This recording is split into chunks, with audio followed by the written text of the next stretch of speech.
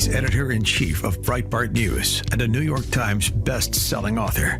And on this podcast, he brings deep research, prescient analysis, and world-class guests. He's Alex Marlow, and this is The Alex Marlow Show. All right, this is The Alex Marlow Show. It is a pretty big news day with the Christopher Wray going to resign from the FBI. Trump's been named Man of the Year by Time, and they weren't sneering at him, it seems like. We've got Joe Biden giving out record pardons, mystery drones over the United States. And I've got a super interesting take on this healthcare executive murder suspect, but all of that's going to have to wait, and I'll break all of that down, give you all my opinions on all that news tomorrow on tomorrow's show. And you can always go to Breitbart.com if you want a little tease on where my head's at on certain things. But I've got a big interview today. It's with Siggy Flicker. She was from the Real Housewives of New Jersey, and she's become, I think, world's biggest Trump fan and Trump supporter. She's a Mar-a-Lago fixture and a huge advocate for Israel and just a super interesting conversationalist. So we have this interview for you today, and I think you're going to really enjoy it, appreciate her perspective. And if you're not fired up by the end of this, I will be completely shocked. So this is going to be a good one. And again, all the news and my take tomorrow on tomorrow's show, because we're coming in hot here on the Alex Marlow Show. Before we get into it, I want you all to pay attention to something, and this is very serious. Kamala Harris and Joe Biden are racing to lock in radical policies before Trump takes office on January 20th. This is, by the way, if you go to the Breitbart Fight Club right now, this is my conversation today on the show with Nick Gilbertson, exactly this subject. Harris and Biden locking in policies that are going to be detrimental to Trump and his administration come January 20th. They are not winding down. They're cementing their control. They had this executive order. Biden signed it. Executive Order 14067. The banks are actively testing a government-controlled digital dollar right now. It's not about modernizing currency. This is about total control. They want to track every dollar you earn, save, and spend, every single one. Here's the kicker. Once the system's fully implemented, it'll be nearly impossible for Trump to undo it. I'm tracking all the stuff that Biden's doing that Trump can't undo. We will keep a running list. I'll bring it up on the show down the road. The radical left, their global elite allies, they're going to have a permanent grip on your financial life. That's their goal, long after they're out of power. Trump's called this a dangerous threat to freedom. J.D. Vance warns it could mean total government control of your finances. This is real, and it's happening right now, but you're not powerless. My friends at Priority Gold have created a free wealth preservation guide to help you fight back. It lays out 3 critical steps to shield your savings from their overreach. Text FREEDOM to 24999 right now and get your guide. Text FREEDOM to 24999 or visit PriorityGold.com. Don't wait. Text FREEDOM to 24999 today and shield what's yours.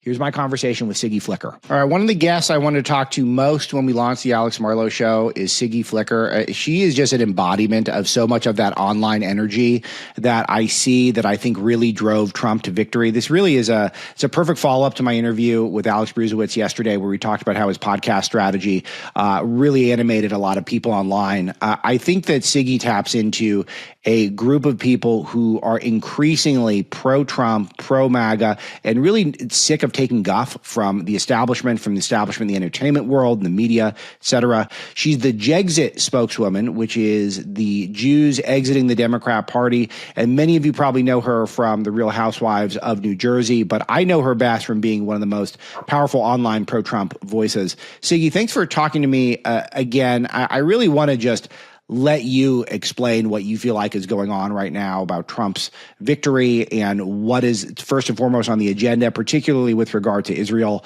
where you're an expert. But first, just give me your take on everything, because you were there. You've been one of his biggest, most ardent advocates online, and now you're partying it up with him at Mar-a-Lago.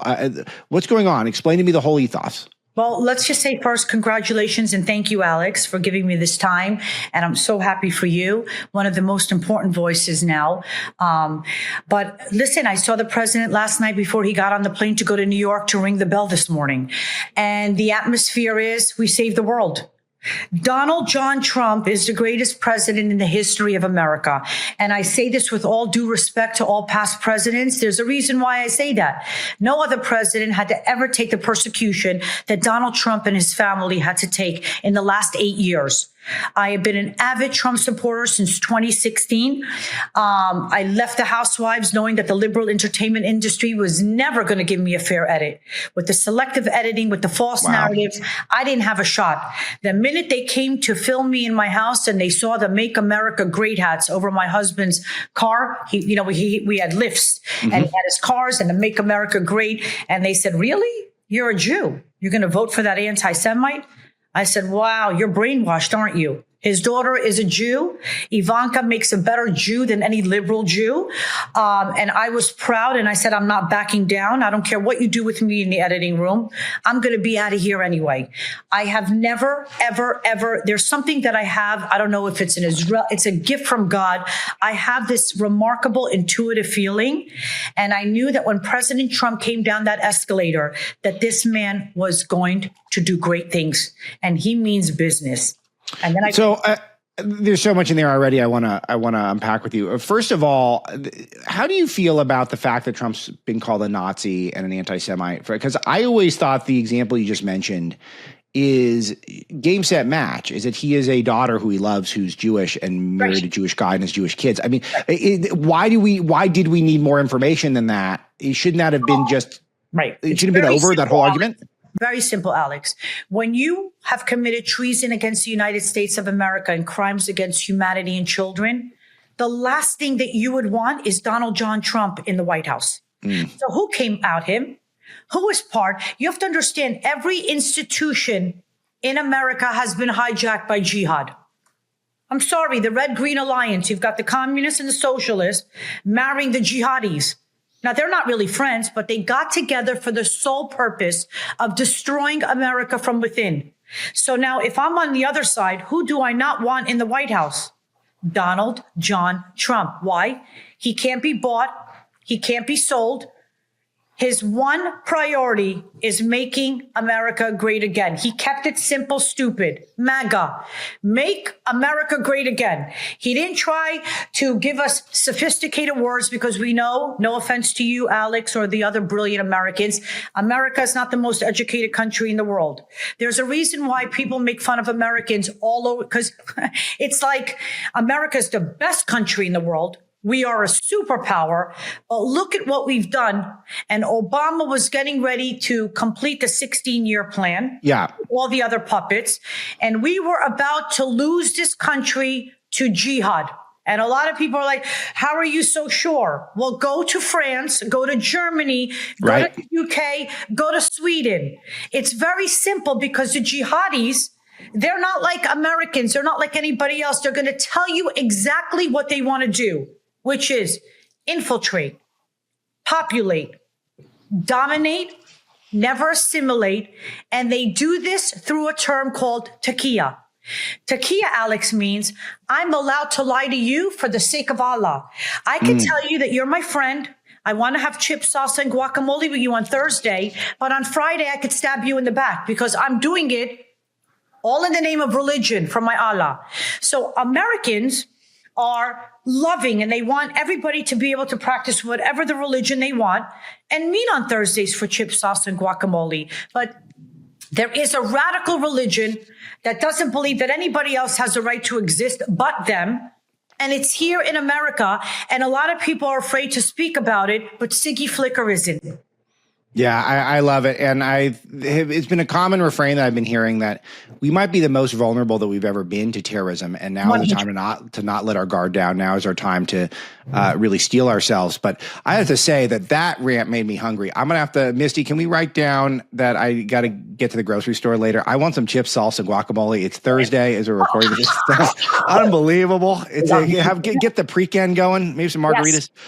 Yes. So Siggy, I want to get into some of the hardcore stuff with you, but there's something that you mentioned about not getting a fair edit on the Housewives. Okay. And this is I feel like there's this huge opportunity in the culture right now for us because I was just having a meeting with a friend of mine who is very close to Trump. And he also is kind of his one foot with rappers and NFL players. And he's trying to decide whether or not he wants to go to Washington and help Trump or stay in LA and try to keep bridging that gap between the culture and Trump world. And I don't know, I just feel like the housewives are such an institution. I feel like there's got to be room. Why can't we have our own version of this? Why can't we? Because I watch tons of hours of this stuff because my wife is into it.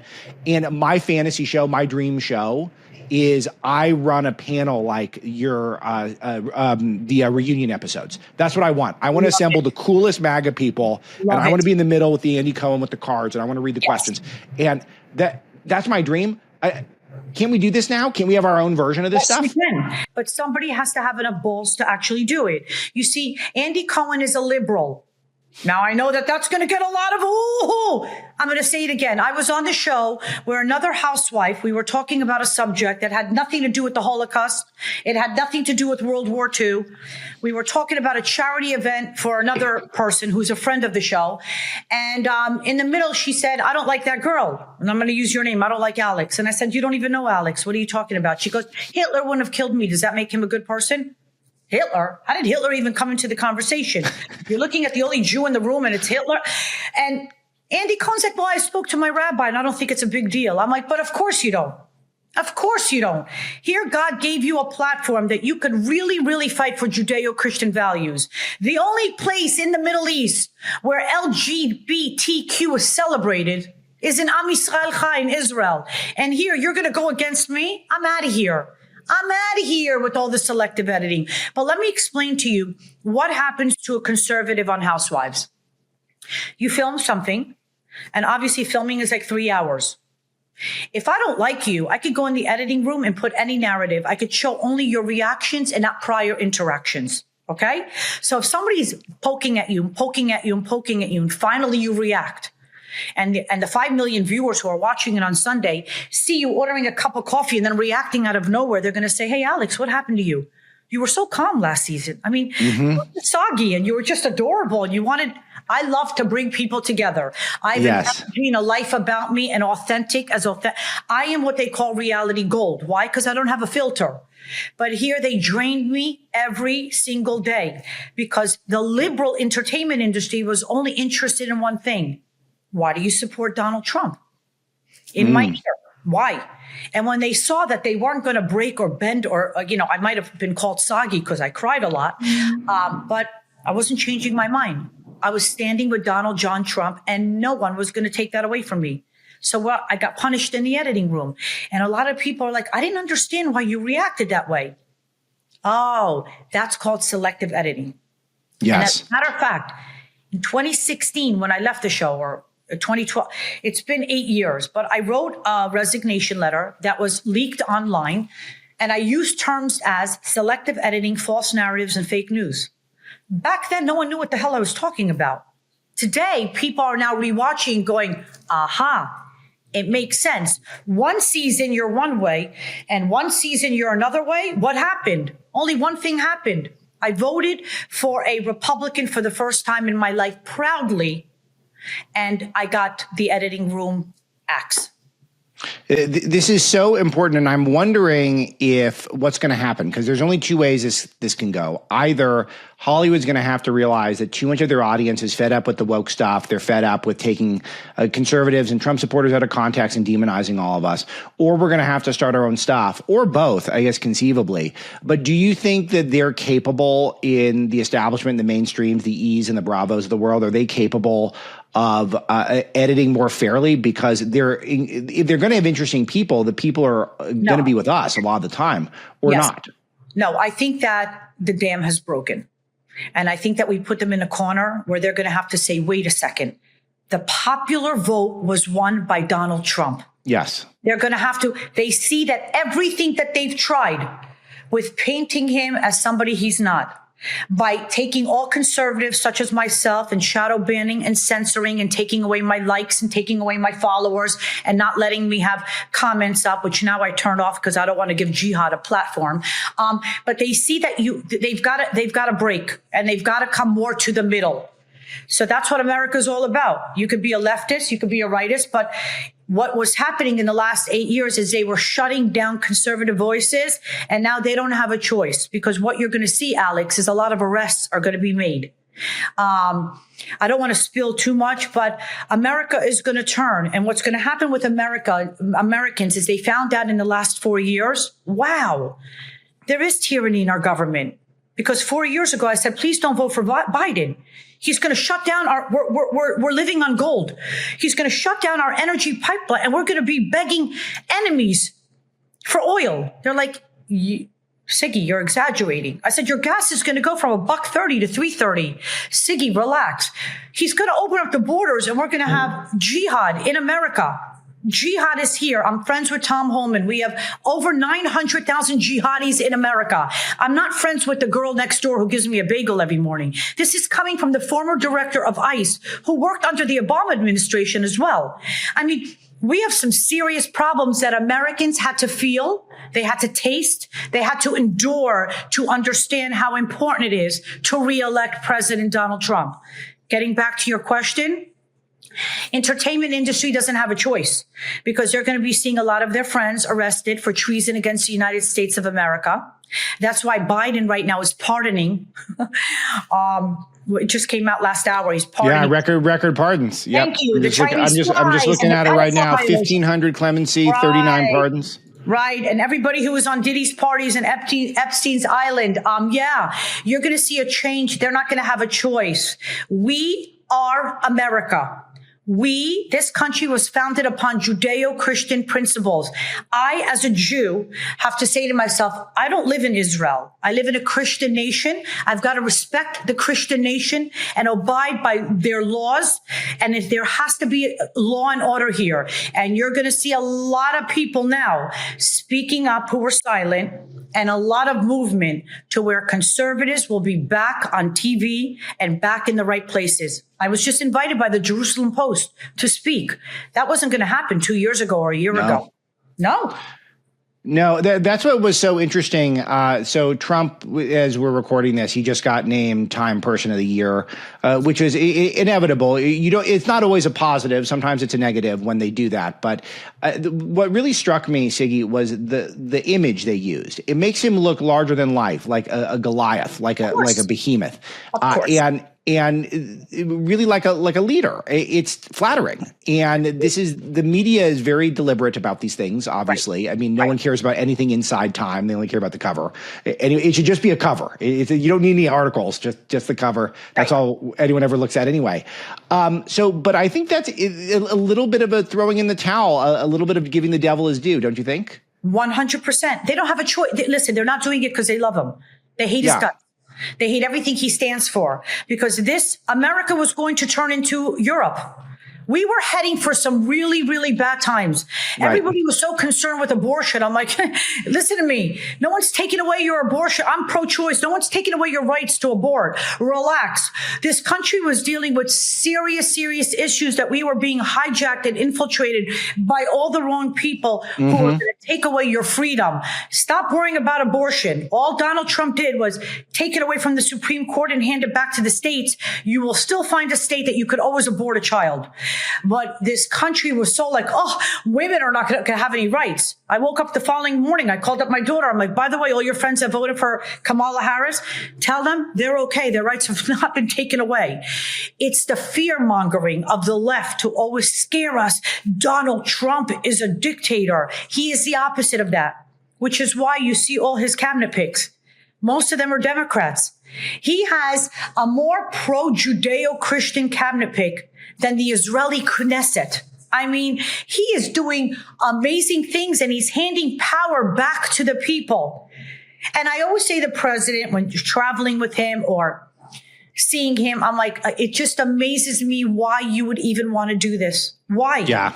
You're married to the most beautiful lady. Your children are all well-mannered. They're amazing kids. Why? And he goes, Siggy, you love this country? I said, I love this country. He goes, so do I. And I'm not going to stand by and see this country deteriorating. And what am I leaving for my grandchildren? I mean, what a remarkable, genuine, honest, kind man. I would take 15 bullets for the man. He has shown me nothing in the last 4 years except for his love of country.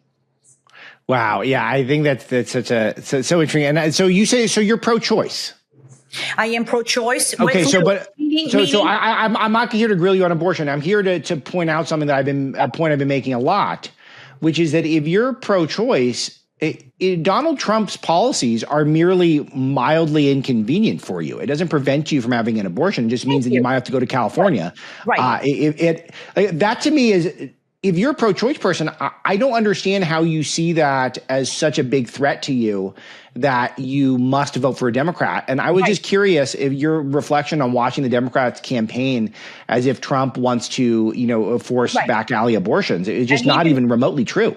Correct. It was false narratives. Why? They want to scare the people. If you vote for him, abortion will be banned. I said to the president, can you believe it? He said, because they have nothing else. What are they going to say? Yeah. They had to pick things to scare the public against him because they couldn't have him win.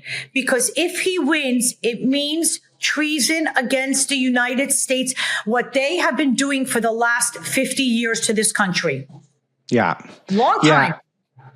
It feels like an admission that they had nothing. It really does feel like it. That's what I'm saying. He said to me, they've got nothing. I'm not against banning abortion. He goes, Siggy, if somebody wants to have an abortion, and the policies were, I think he said to me that the Democrats were fighting for Roe versus Wade to get overturned, but as soon as Donald Trump wanted it, that's when they jumped on the bandwagon and said, no, it would be horrible. Everything they do and everything they accuse him of is everything they are guilty of. It's Saul Alinsky's Rules for Radical playbook, but they count on the American people not being smart enough to get it. But this time around, the American people got it in a big way, and they voted House, Senate, popular vote for Donald Trump. We saved the country. We saved the world. So one of the things that I've just been observing online from some of my friends, I've not made the Mar-a-Lago pilgrimage since the election. I think I'm going to have to do that at some point. You're invited anytime. You could come as my guest. Oh, I would love to. That would be great. It's I gotta go, Misty. We got to bring the show there. I could knock out like 10 great interviews right back to back. Yes. We should do it. But it seems like the biggest party I've ever seen in my life, and no one's really framing it that way. There's all the social media footage, but can you just take us a little bit behind the scenes in terms of what the atmosphere is like? It's always fun there. I was there a lot during the campaign, and it's fun. But it seemed like it was. If you show up around, dinner time, you will see, there's Mar-a-Lago, first of all, is not an $18 million palace. It's more like a $500 million palace. Yeah, I would think so. By Marjorie Post of the Serial family. It is incredible. You'll see J.D. Vance walking around in the lobby with Elon Musk carrying his son on his shoulders. It is spectacular. Everybody there is just so happy. And when we weren't happy, we were all like, fight, fight, fight to America's worth fighting for. But you'll see the most incredible patriots. Last night, I was having dinner there. It was Mel Gibson. The night before, it was Tucker Carlson, Mel Gibson, Sylvester Stallone, Russell Brand. You'll turn around, Byron Donalds with that face of his, always smiling. Smiley guy. Kash Patel is there, Alina Habba, everybody who's been fighting for the Constitution, for the United States of America is walking around with a smile on their face. And even when we were concerned and worried that they would steal the election again, because let's just be honest, anyone who thinks Biden got 81 million votes, more than Barack Obama when he campaigned from the basement in 2020, listen, good luck to you. But we were concerned. We know what they are capable of. It was like we were all united together singing, I'm proud to be an American, where at least, the love is in the air in the MAGA movement. It's like nothing I've ever experienced. Yeah, it really is. I'll share this because I think the audience will like it, because I need Byron Donalds to be president one day, because because I've got a photo of him. It was at one of the Turning Point events where he was just our booth. We didn't set up yet for the day, so he was just sitting in front of the Breitbart booth doing his work. And I was just thinking, and I had this photo of him just by himself at the Breitbart booth, just sitting there working. And I was thinking, this guy's got to be president just for this photo. And I'm going to blow it up and I'll hang it on my wall. Save on to that. Save that photo. Yeah. Save that. But you have incredible people. I mean, Tom Homan just walking around. I mean, he's Mark Levin, constitutional expert. I mean, these are the people who I love and admire, who I've been fighting for the past. I lost you. I think you got a phone, so I think it probably messed up your audio. So we can trim this, Misty, right? Okay, I'm so sorry. Do you still see me? Yeah, no, it's fine. This is not live, so we can trim it. It's no big deal. Are you good now? Can you hear me now? Yeah, can you? I don't see you though. Oh, here, Travis, pull her up. Where is it? 1 second here. Oh, there we go. Okay, we're gonna say bye. Bye. We love you. Sorry about that. Easy peasy. You did waste 3 minutes of Misty's life, though. Well, I'm sorry, Misty. You have to give her 3 minutes back. Okay. So Siggy, so I know it's not all love though. There's a lot of work to get done. And what do you feel like, just from the scuttlebutt that you're hearing, what is the hot topic of conversation in terms of where the agenda begins on January 20th? Well, right now, I could just tell you that the team is filling the cabinet positions, the important positions. And January 20th, he's already got a plan. First day, boots on the ground, he goes. Donald Trump has been preparing for this moment for a very long time. He's got a team of the most incredible people around him. We all know Susie Wiles, chief of staff, brilliant woman who brought him to this point.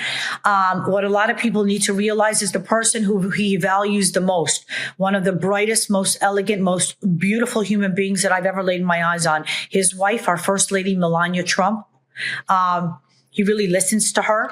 I got to say, I don't know if I'd ever give it my job, but one of the things I would do is if someone wanted me just to do a Melania fanzine and just edit that, like I could do that. I could just have like a quarterly Melania magazine. I could do that job. Alex, a woman who doesn't need the attention. Yeah. She doesn't care whether she's on the cover of Vogue or not. There's a lot more important issues for her. A woman with such grace and elegance, and the president has tremendous respect for his wife. And it's so funny. All the left wants to put out is these negative stuff. It couldn't be further from the truth. He really listens to the people in his life. The women in his life. Yesterday, before he got on the plane, he was with Pam Bondi. I mean, another remarkable, fabulous woman who's been in the scenes for the past 40 years. I've seen her everywhere. I mean, all these things that they say, he doesn't respect women, all bullshit. It's all a bunch of baloney, that he really surrounds himself with the brightest women and the brightest people. And he's just one remarkable human being. We're very lucky to have him. So I want to talk about the Middle East, because this is where you spend a lot of your focus, and we're seeing rapid changes there since Trump's election. They're seeing some states being much more aggressive, others less so. Yeah. What do you? How much of this do you feel like is directly attributable to Trump's victory? And you can share whatever you have in mind, be it Syria, be it Israel, be it Iran. What are you thinking? What's changed since the election?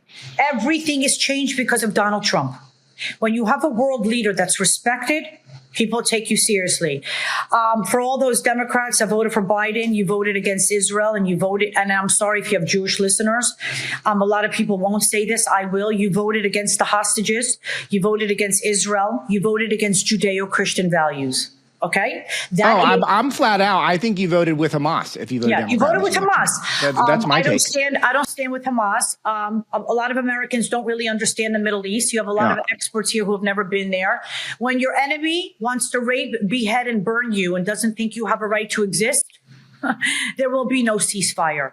No ceasefire until all 100 bodies are back home, dead or alive. A Jewish body in the Torah is a holy body. We're not leaving anybody back behind in those dark tunnels where our hostages have not brushed their teeth, taken a shower, not been fed correctly. all the UNRWA, all these organizations that have ties to Hamas, and half of them are terrorists themselves, your days are numbered. Israel right now is not only saving the Middle East, no one wants to talk about the Christians who are being burned alive in churches that are being burned down throughout the Middle East. Because if it's no Jews, there's no news. Everyone wants to focus on Israel committing fake news, genocide. There is no genocide being committed in Gaza. The population in Gaza has increased by 400%. Israel is the only country where Muslims serve in the IDF, where anything that Jesus walked and touched is being guarded by the IDF. Think about if we handed power to these radicals, what they would do with the Church of Annunciation or Jesus' tomb. People need to wake up to the false narratives and selective editing and the fake news coming out from the Middle East. I'm saying this very confidently.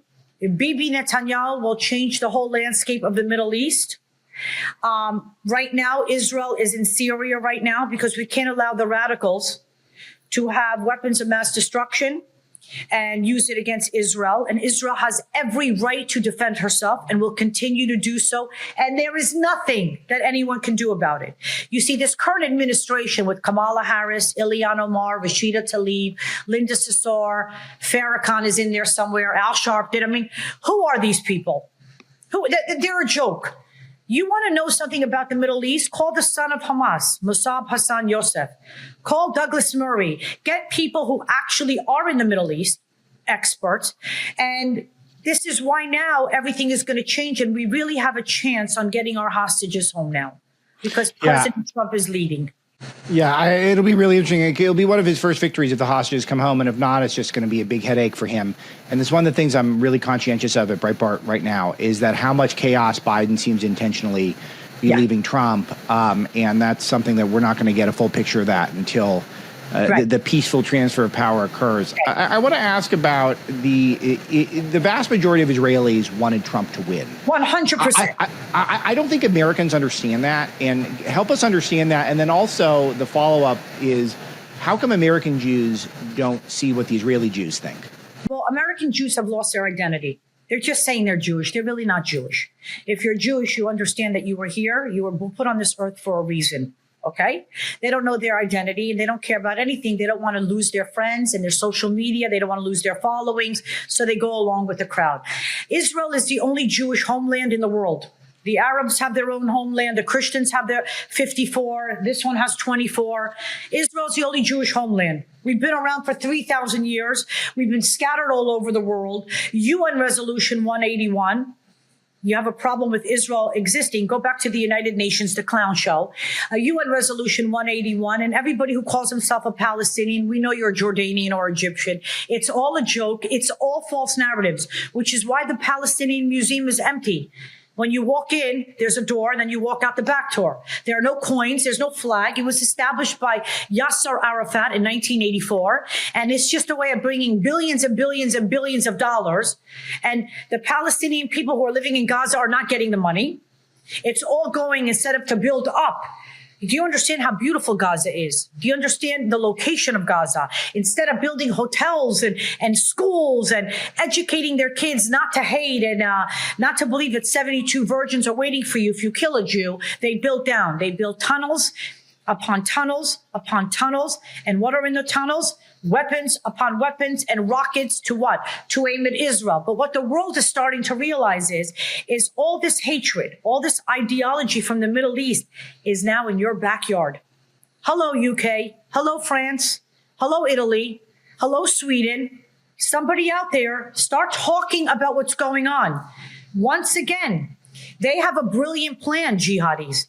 Infiltrate, populate, dominate. We don't assimilate, and we use taqiya to get whatever we want. Now everybody's saying, wait, I don't even recognize my own country.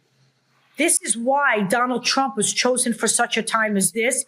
And this is why Tom Homan's deportation plan will start on day one, starting in the great city of Chicago. Our cities are no longer recognizable. So what people have to understand is whether you like Jewish people or not, I don't care. I don't care. I'm the proudest Jew. I was born in Israel in a bomb shelter during the 6-Day War. My father fought in the Israeli army as well as the U.S. army. And I'm here to tell you that whether you like Israel or not, that's you're entitled to your opinion. But Israel is America's first line of defense. Whatever's happening in Israel is coming to your home front. And we're getting closer and closer and closer to it. So while you're sitting comfortable, sipping on your Cabernet and going to the movies to watch Wicked, all your cities, all your schools have been hijacked. They've been hijacked by people, and their end goal is Sharia law. And not many people can talk about this because people are too afraid. Because as a human being, you want to be inclusive. You don't want to be labeled an Islamophobe. But you have to call out when somebody is radical and they don't believe. You see, first they come for the Saturday people, then they come for the Sunday people. How come no one talks about the churches that are being burned down? How come no one has the side of the Christians that are being persecuted? Why is it always about Israel and the Jews? Because once again, no Jews, no news. So it is time for the world to wake up. And I don't think that the world has a choice anymore. They've got to wake up, and they've got to wake up fast, because if they don't, your children and your grandchildren do not have any future. And that makes me think about the fact that we've made so many inroads in the culture, certain demographics, but the Jewish vote was pretty much the same this time as last time, which I still don't understand. I live in LA, so I'm around a lot of Jewish people. It felt like more people are going to support Trump, but the exit polls are kind of making it seem like it was similar. The exit polls were lying. The exit polls lied to you. It's still not where it should have been.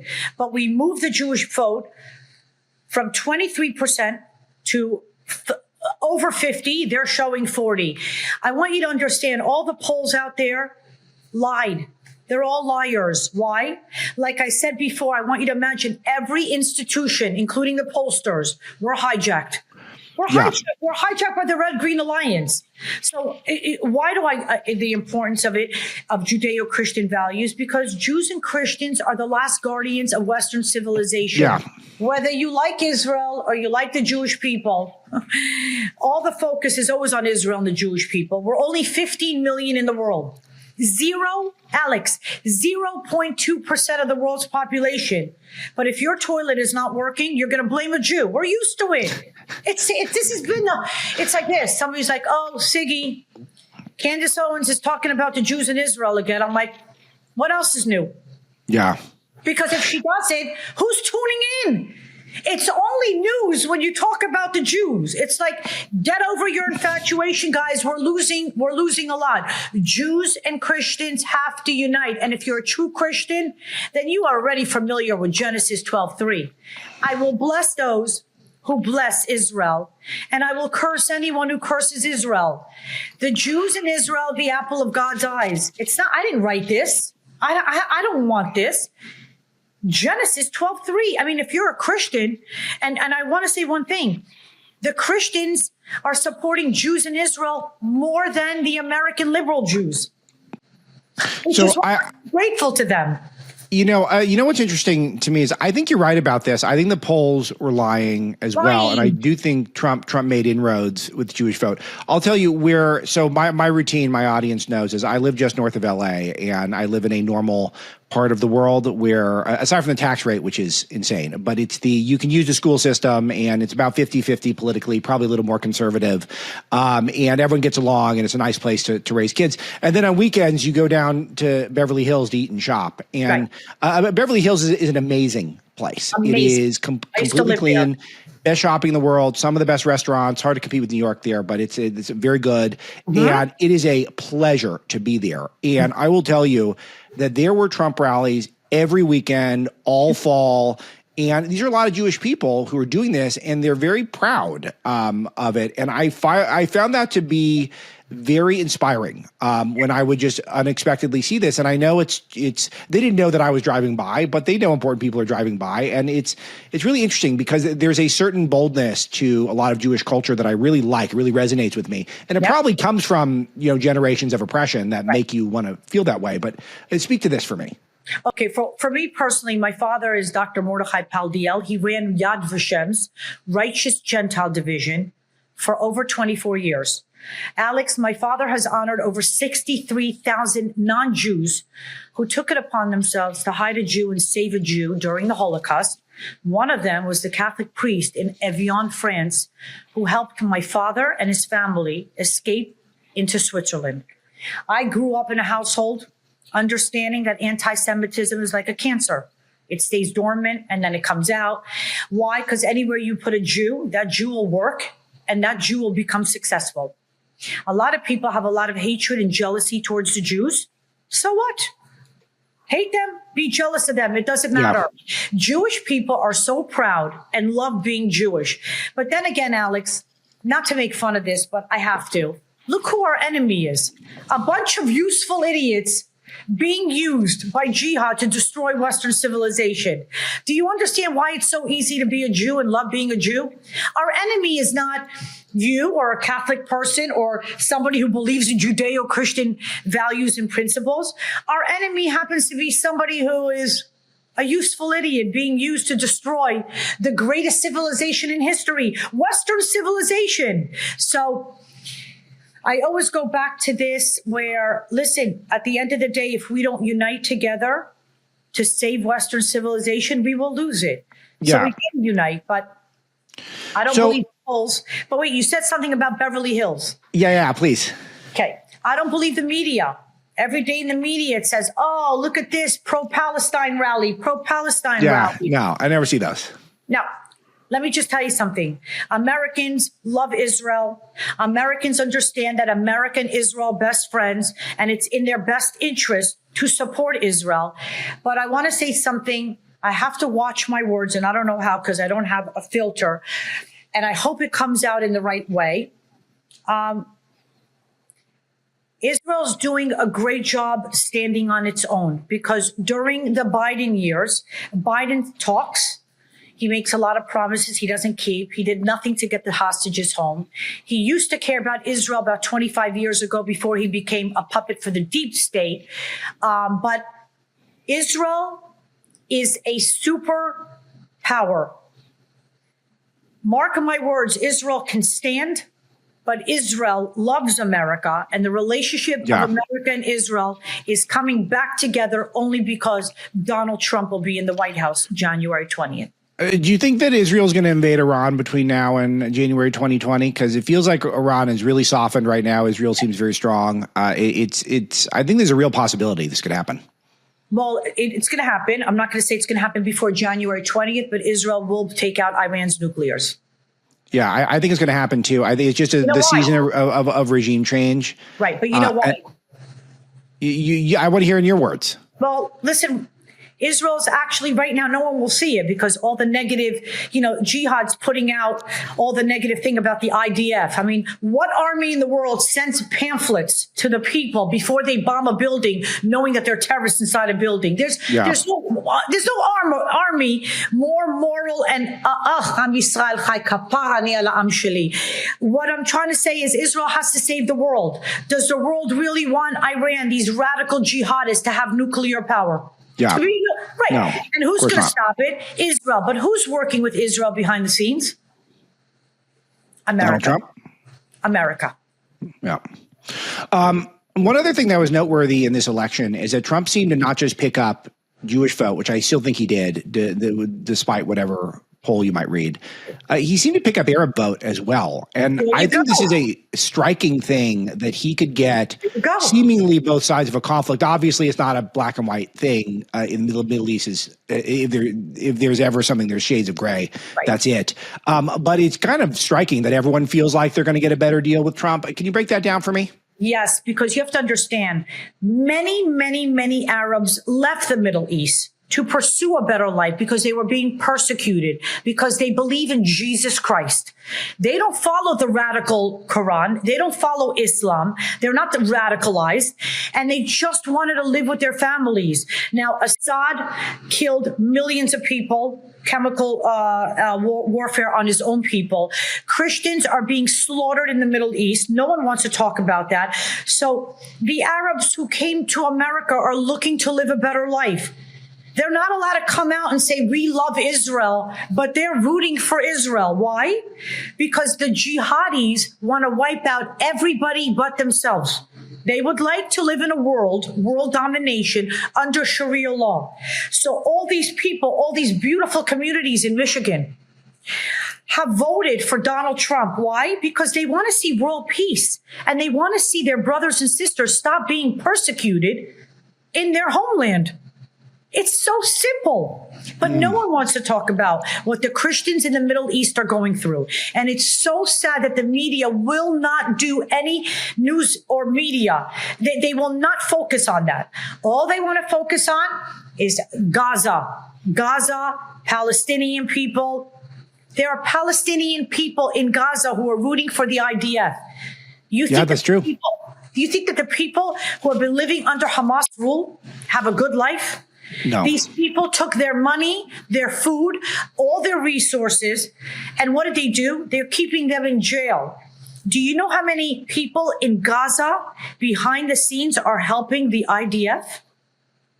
The world doesn't want to know about this because it's no news unless there's propaganda against the Jews. And I'm not saying that Israel does everything right, just like America doesn't do everything right. But I'm sorry, I'm not on the side of Hamas, Hezbollah, the Houthis, or Iran. I'm on the other side. So the last serious question here for today is, what do you say to American conservatives who are pro-Trump, who are isolationist to the point where they don't see Israel's righteousness in the Middle East? And my worldview is we were in way too many regime change wars. We have to justify every last troop that we're sending anywhere, and we've been way overzealous with that. Our defense contractors are way out of control. They need to be reined in. But overall, Israel is fighting a righteous fight against some really bad guys, and I can hold all of the former views and still support Israel robustly. What's your message to conservatives who can't get there, can't get to where I'm at? You're on the wrong side of history. You're either on jihad side or Israel side. I want to keep it simple, stupid, because people can't handle more than that. It's one or the other. If you're going to entertain the other side, then guess what? You will be faced with these people who believe in Taqiyya, and they will destroy your children and your grandchildren's future. Israel can fight this fight very, very well, and they're doing a fabulous job. No one is going to stop Israel for defending, their citizens or their border. No other country in the world. If I lived in New Jersey and rockets were coming in every day from New York City to New Jersey, you think that Jersey would just sit back and take 20 to 2,500 rockets a day? You think that if anybody came into Jersey and took 100 people, babies, mothers, raped women, beheaded, the things that they did on October 7th, they're not even animals. Animals I love more than humans, but these are savages. You're not gonna go there with all your might and try to bring home your people? My message to anyone who's not on the right side of history, you're gonna fall. You're gonna fall. You're going to fall because you're on the wrong side of history. And I don't believe that America should be all over the world. I don't believe that America should be fighting everybody else's battles. But there's a thing called the 10 Commandments. And the United States of America was founded upon Judeo-Christian values and principles, which came from the 10 Commandments. So whether you believe in the Old Testament or the New Testament, it mentions Jerusalem and it mentions Israel. And if you believe in Judeo-Christian values, you will support Israel's right to exist. You can limit what you say or how much funds are going to Israel, but it's no longer 1948. Israel won the 6-day war, 1948 war, when they didn't even have an army. In 67, we annihilated them in 6 days, and we only had 3 airplanes. In 73, when they attacked us when we were davening on Yom Kippur, we annihilated them with a short period of time. Any nation, any empire that has ever come up against Israel, the Jewish people, have lost. So I'm asking you want to be on the winning team or the losing team? Israel, at the end of the day, is going to be the winner. It's never lost. Hitler wanted to destroy the Jews. He wanted, Alex, an Aryan nation. Have you seen Germany today? It's this close to Sharia law. I mean, look what's happening. Any person, any nation that has come against the Jewish people has lost. Why? Because it's all about the 10 Commandments. That is God's chosen land that he gave to the Jews There was no Palestine. Palestina, Syria is just another name that Israel was conquered 44 times. And every time a new ruler came in, they called it Judea, Samaria, Syria, Palestina, anything. Palestine was created by Yasser Arafat in 1984, and useful idiots who are following along with the flag and thinking that Israel was, the Jews stole that land from somebody. We have coins. The Palestinian soccer team in 1939, Alex, go find the picture. All Jews with a Jewish star. Palestine's another name for Israel. But they're banking on the world not knowing their history. They're banking on the useful idiots who are coming out. LGBTQ for Palestine. I'm like, what? You're gay in Gaza. You're killed with the minute you come out as a part. I don't even understand the mentality, so I don't even get involved in it. You want to hate? You want to be on the wrong side of history? That's for you. Israel is on the right side of history, and Israel will win and become more than a superpower. It will save the Iranian people from their regime, the Syrian people from their regime. I mean, Israel's fighting 7 countries to try to save everybody from radicalization. It's amazing. It's an amazing moment. Siggy Flicker, I know you're got to be as optimistic as I am about things. I had a total reset with not just the fact that Trump won, but by the margin that he won. It just makes me feel more hopeful than I think I've ever felt as an adult. Speak to this to wrap things up today. How optimistic are you right now about things? What are your hopes? I'm so happy. I get up every day and I pinch myself. I ask my husband, I'm like, honey, is it true? We won. He goes, honey, we won. I'm optimistic. And also I see his cabinet picks. His cabinet picks are phenomenal. All people who believe in law and order, all people who back the blue, all people who believe in the Judeo-Christian principles that this country was founded upon. You've got brilliant people in his ear. Charlie Kirk. You've got real like Vivek, Tulsi. You've got Elon. You've got J.D. Vance. You got brilliant people surrounding the president. I believe America's back. America's back, and it's going to be better than ever. We need term limits. We need to get rid of the swamp. We need to really hold those accountable who harmed the American people in the last 8 years, and that will come to a head. The American people are going to find out a lot of information in, I'd say, in the next year. That is going to shock them. To the people that they idolized, who are really worshipers of Satan. But listen, the devil's working really, really hard. I agree with that. Some people fell right into the devil's hand. Every time the devil knocks on my door, I'm like, that's all you've got? Come back and give it to me harder. No. This country is the most unbelievable country in the world to live in. America is back, and everybody should be smiling and thanking their lucky stars that Hashem stepped in and that Donald John Trump is going to be the 47th president of the United States of America. Siggy, anything I can plug for you? Where can people find you online and keep up with all the stuff you're up to? I don't need anything. You can't plug it from me. You could follow Jexit. Jexit is a wonderful organization that tried to wake up the Jewish people to leave the Democrat Party, which was no longer the party of JFK and was really a radicalized party made of Satan worshipers. But other than that, I'm living my wonderful self. I'm 57 years old, beautiful, beautiful family. And I look forward to living in the United States of America under Donald Trump's rule and making the best of every day. Well, you're amazing. You're a force of nature. So I love talking to you, and hopefully we can do this again soon. And you know what? We got to get an investor because I want to do this. I want to produce our Real Housewives of MAGA. We got to do it, me and you. Let's do it. It's going to be big. It'll be huge. It's going to be, the ratings are going to be off the charts. We got to do it. Siggy Flicker, thank you so much. And thank you and this terrific audience for checking out the show and telling 10,000 friends and family members. Aloha at alexmarlow.com. If you want to correspond with me, any ideas, comments, questions, I'll get to some of those on tomorrow's broadcast. Thanks to our producer, Misty. And that's it for today. Talk to you tomorrow. Thanks for watching or listening.